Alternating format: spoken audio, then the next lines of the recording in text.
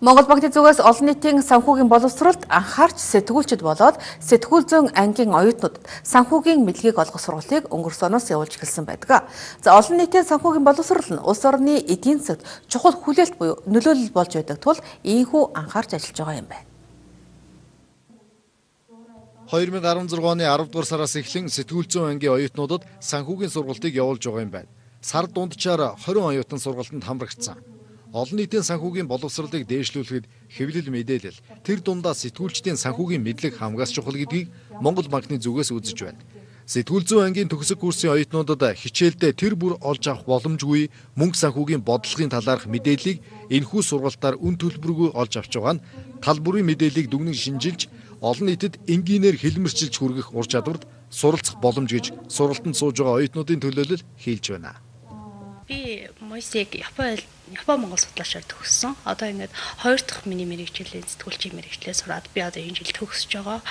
Тэгээ энэ сургалтанд авч байгаа нь болохоор сэтгүүлч хүн одоо заавал нэг талаар мэрэгших ёстой. Бид нар бичээд ямар нэгэн сэдвээр бичгийн тулд одоо маш олон салбарын мэдээлэлтэй болох хэрэгтэй. Тэгэхээр эдийн засгийн мэдээлэл аваад ер нь эдийн засгийн ухааны янз бүрийн нэр томьёоны талаар мэдээд энэ талаараа өгөөжтэй. Тэгээ миний дипломны сэдв өөрөө яг энэ эдийн засгтайгаа холбоотой банк санхүүгийн байгууллагынтай холбоотой байгаа. Тэгэхээр маш өрөвчтэй байна гэж бодож байна. 2 дахь удаага сууж байна. Юун түрүүнд Монгол банк гэдэг бол өөрөө бодлого хэрэгжүүлдэг, бодлого тодорхойлдог энэ байгууллага.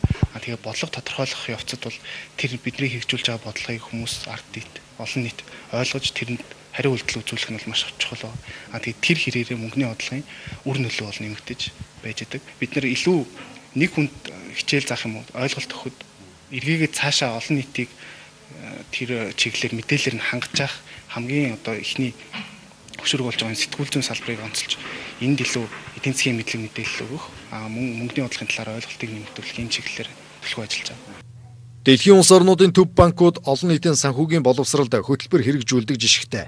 Тухайлбал монголчуудын сайн мэдих Өмнөд Солонгос улсын төв банк нь ерөнхий боловсролын сурагчид, оюутнууд гээд суур боловсролоос нь ахуулаад тусгай цагтаа урамшуулалт хичээллүүд ордог. Мөн олон улсын сэтгүүлчид буюу хэвлэл мэдээллийнхнийг төв банкныхаа мэдээллээр мэдээлжүүлэх гээд олон нийтэд аль бие усны статистик тоо мэдээлэлээ тайлбарлан хүргэдэг. Энэ нь эргээд эдийн засагт хамгийн чухал эерэг нөлөөг үзүүлдэг байна.